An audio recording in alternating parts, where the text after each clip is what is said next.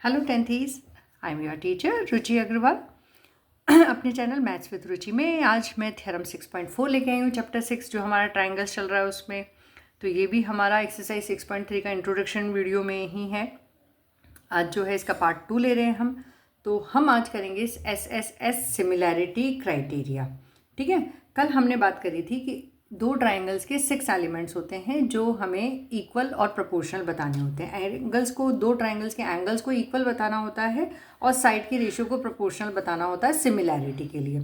ठीक है, कल हमने 2 पार्ट करे थे। हमने कल प्रूव किया था एंगल एंगल एंगल सिमिलैरिटी को, इसको प्रूव किया था। इसमें क्या था कि अगर दो ट्राइंगल्स के इक्वी एंगुलर हैं तो वो ट्राइंगल सिमिलर होंगे। इसी से फिर मैंने आपको ये समझाया था कि एंगल एंगल सिमिलैरिटी भी मैंने आपको एक्सप्लेन कर दी थी कि भाई अगर किन्हीं दो ट्राइंगल्स के दो एंगल्स इक्वल हैं तो एंगल सम प्रॉपर्टी से थर्ड एंगल तो ऑटोमेटिकली ही सिमिलर हो जाएगा। ठीक है, तो ये दो हमने कर लिए थे। फर्स्ट था एंगल एंगल एंगल सिमिलैरिटी और second one is angle angle similarity. आज हमें करना है SSS सिमिलैरिटी। पहले मैं इस थ्योरम को रीड कर देती हूँ, उसके बाद मैं आपको उसको एक्सप्लेन करती हूँ। If the corresponding sides of two triangles are proportional then their corresponding angles are equal. ठीक है, and hence the two triangles are similar. कि अगर किन्हीं दो ट्राइंगल्स कौन से लिए हमने, ABC और DEF। मैंने कंस्ट्रक्शन पहले ही करके रख दिया है आपके लिए। ठीक है, दो ट्राइंगल्स हमने लिए हैं ABC और DEF। इनकी अगर साइड्स के रेशियो प्रोपोर्शनल है, साइड के रेशियो यानी AB upon DE is equal to BC upon EF is equal to AC upon DF। अगर ये साइड का रेशियो इक्वल है तो हमें ये बताना है ये दोनों triangle ABC is similar to DEF। इसमें हम कैसे बताएंगे, इक्वी एंगुलर बता के, क्योंकि 6 एलिमेंट है उनको कंप्लीट करना है हमें। प्रोपोर्शनल बताना है या इक्वल बताना है। तो एंगल A एंगल D के बराबर हो जाएगा, एंगल B एंगल E के इक्वल हो जाएगा और एंगल C जो है वो एंगल F के बराबर। ये हमें प्रूव करना है। ठीक है, अच्छा, अब इसको है ना मैं आपको स्टेप वाइज करवाऊंगी। अब इसमें हमारे 4 स्टेप्स चलेंगे। ये थोड़ी लंबी थ्योरम है।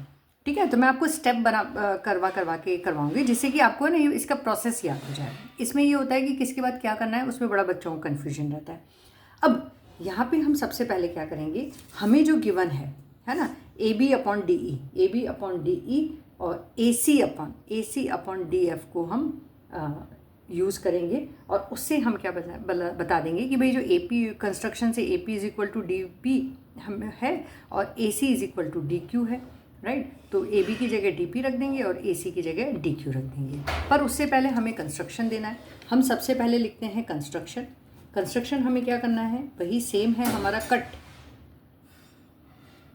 DP equal to AB and DQ equal to AC। फिर हमने क्या करना है, जॉइन PQ को जॉइन करना है, जॉइन PQ। ठीक है, ये हमने कंस्ट्रक्शन कर लिया। अब इसी कंस्ट्रक्शन का यूज़, इस कंस्ट्रक्शन और गिवन को यूज़ करके, अब गिवन में हम ये दो चीज़ें लेंगे। ठीक है, क्यों, क्योंकि हमें अभी क्या करना है, AB की जगह DP को रखना है और DQ की जगह AC की जगह DQ को रखना है। उससे क्या होगा, जब इससे रेशियो प्रोपोर्शनल आ जाएंगे तो ये दोनों लाइंस को हम पैरेलल बताएंगे। पहला काम हमको क्या करना है, इन दोनों लाइंस को पैरेलल बताना है। ठीक है, तो सबसे पहले प्रूफ, सिंस हम इन दो को यूज़ करेंगे, BC अपॉन EF को नहीं लेंगे। देखो क्यों नहीं लेंगे हम, हमारा एम क्या है इसके अंदर, हमारा एम, सबसे पहला एम ये है कि BC को हमें PQ के इक्वल बताना है। उसके लिए अब स्टार्टिंग के सारे प्रोसेस हम ये इसके लिए करेंगे, BC को PQ के इक्वल बताने के लिए। ठीक है सीधा हम नहीं बता सकते, तो अब उसके लिए हम क्या क्या प्रोसेसेस कर रहे हैं। सबसे पहले हम क्या करेंगे, हमें गिवन है कि भाई AB upon DE is equal to AC upon DF। हम BC नहीं ले सकते क्योंकि हमने कंस्ट्रक्शन में कहीं पे भी BC को नहीं लिया। ये हम कंस्ट्रक्शन को यूज़ कर हम बनाएंगे। तो इसको हम क्या लिख सकते हैं, देयरफॉर AB कंस्ट्रक्शन से किसके बराबर है, DP के बराबर है।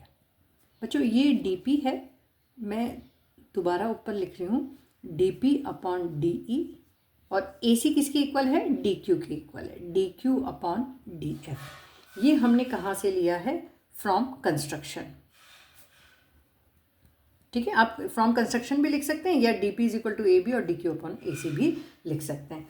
अब जब ये हो गया कि भाई D P upon D E, देखो D P upon D E, D P upon D E is equal to D Q upon D F, तो जो कोरोलरी वाला था कन्वर्स ऑफ कोरोलरी से हम क्या कह सकते हैं, P Q is parallel to E F. ठीक है, तो इसमें फर्स्ट स्टेप हमने क्या किया कि हमने इन साइड के रेशो को D P upon D E को D Q upon D F के इक्वल हम लेके आ गए।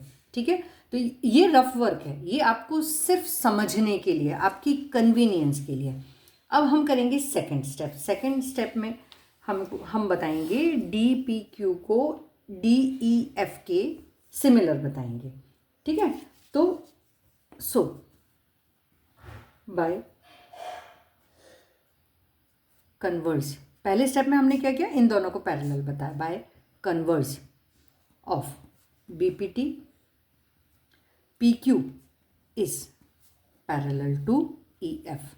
जब पी क्यू ई एफ के पैरेलल आ गई है, पी क्यू ई एफ के पैरेलल है, तो अब देखो एंगल पी एंगल ई के इक्वल हो जाएगा और एंगल क्यू एंगल एफ के इक्वल हो जाएगा। क्यों? क्योंकि ये सभी क्या है, कॉरस्पॉन्डिंग एंगल। ठीक है, सो हम क्या लिखेंगे, angle P is equal to angle Q and angle E is equal to angle F. क्या रीजन देंगे, corresponding angles, corresponding angles of parallel lines are equal, corresponding angles. अब जब ये दोनों एंगल क्या हो गए, इक्वल हो गए, तो हमें पता है क्या कि डी पी क्यू सिमिलर हो जाएगा डी ई एफ के। ठीक है, तो एंगल एंगल सिमिलैरिटी से ये दोनों ट्रायंगल, अब डी पी क्यू और डी ई एफ में क्या हो गया, इन दोनों के दो एंगल्स इक्वल हो गए, इसका एंगल पी एंगल ई के इक्वल आ गया और एंगल क्यू एंगल एफ के इक्वल आ गया। तो एंगल एंगल सिमिलैरिटी से डी पी क्यू जो है डी ई एफ के सिमिलर हो गया। तो सेकेंड स्टेप में हमने क्या बताया कि ट्रायंगल डी पी क्यू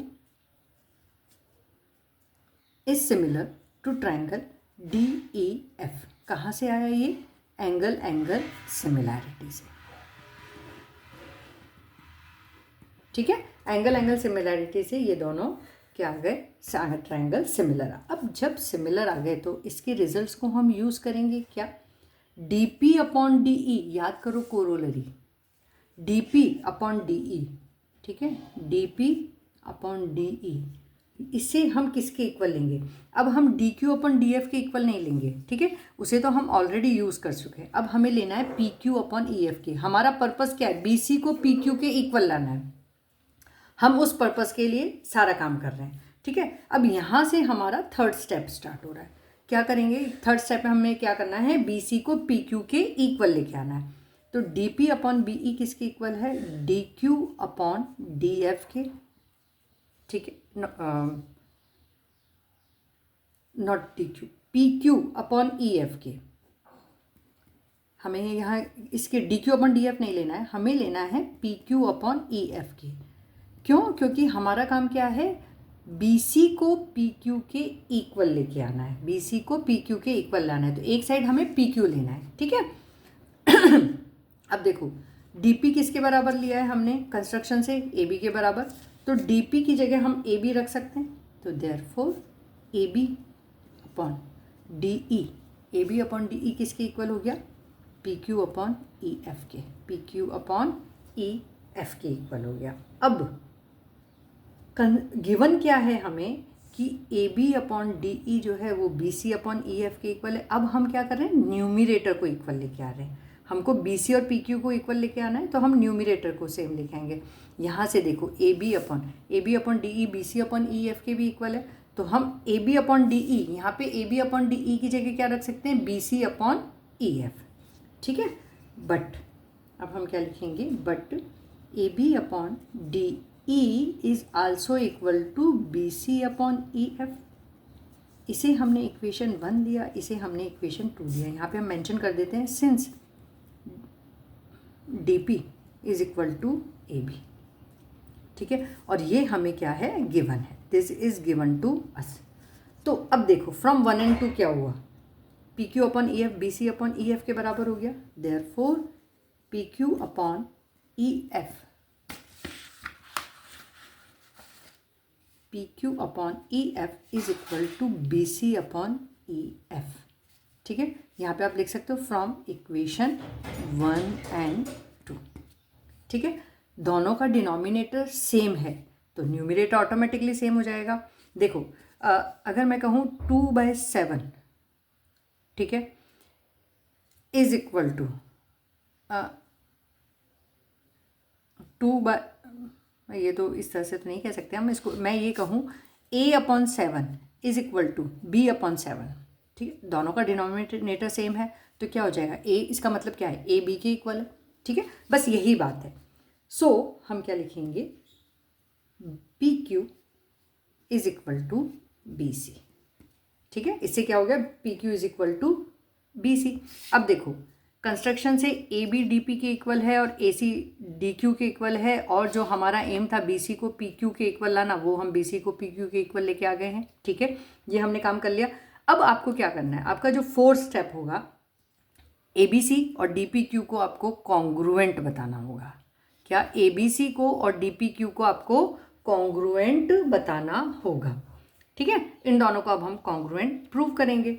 चलो करते हैं अब इसको हम कॉन्ग्रुएंट प्रूव। कॉन्ग्रुएंट प्रूव करके हम क्या करेंगे, एंगल बी को अब ई के इक्वल बताएंगे। कॉन्ग्रुएंट प्रूव करने से अब क्या होगा, बी पी के इक्वल आ जाएगा और सी क्यू के इक्वल आ जाएगा। ए और डी तो ऑलरेडी गिवन है। ठीक है, अब हमें पता है कि पी ई के इक्वल है और क्यू एफ के इक्वल है, तो फिर बी भी ई और एफ के इक्वल हो जाएगा। राइट, चलो अब नेक्स्ट स्टेप में बढ़ते हैं, in triangle. Fourth step, in triangle. कौन कौन से ट्राइंगल ले रहे हैं हम, triangle A B C and D P Q and triangle D P Q. देखो ए बी किसके इक्वल है, डी पी के। ए बी किसके इक्वल है, डी पी के इक्वल है। अच्छा, ए सी किसके इक्वल है, डी क्यू के इक्वल है। ये दोनों चीज़ें कहाँ से आई हमारे पास में, कंस्ट्रक्शन से। करेक्ट, और बी सी किसके बराबर लेके आए हम, पी क्यू के। प्रूव्ड अबव, ये अभी अभी हमने प्रूव किया है, प्रूव्ड अबव। अब इससे क्या हो गया, देयरफॉर ट्राइंगल, कौन कौन सा triangle, A B C is congruent to triangle, which triangle, D P Q. कहाँ से आया, S S S, rule of congruency से। अब जब ये दोनों ट्राइंगल हमारे कॉन्ग्रुएंट हो गए तो अब इसका जो बचा हुआ पार्ट है मैं यहीं पे कर रही हूँ, जिसे आप को रिलेट कर सको प्रॉपर वे में। ठीक है, देखिए अब ये दोनों ट्राइंगल जब कॉन्ग्रुएंट हो गए तो क्या हुआ, एंगल ए तो हमारा आया एंगल डी के बराबर। अच्छा, एंगल बी आ गया किसके बराबर, एंगल पी के बराबर। और जो एंगल सी है वो किसके बराबर आ गया, एंगल क्यू के बराबर। कहाँ से आया ये, सी पी सी टी से। कहाँ से आया ये, सी पी सी टी से। ठीक है, तो हम क्या कंक्लूड कर सकते हैं, एंगल ए किसके बराबर है, एंगल डी के बराबर। एंगल बी किसके बराबर है, देखो ये पी के बराबर है, लेकिन ऊपर हम ये बता चुके हैं कि पी जो है वो मैंने लिखने में गलती कर दी है। एंगल पी जो है वो ई के इक्वल है, एंगल पी ई के इक्वल है, और जो एंगल क्यू है वो है एंगल एफ के इक्वल। ठीक है, तो एंगल बी पी के इक्वल है और पी ई के भी इक्वल है, तो क्या हो गया, angle B is equal to angle ई।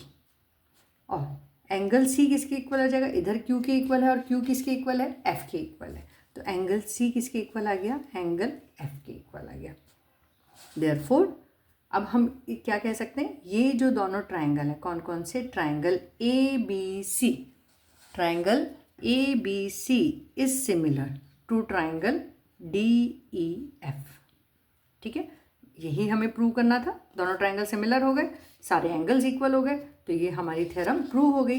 क्या थ्योरम क्या प्रूव हो गई, अगर किन्हीं दो ट्राइंगल के साइड्स के रेशियो प्रोपोर्शनल हैं तो फिर वो ट्राइंगल सिमिलर होंगे। आई होप आपको ये समझ में आया होगा।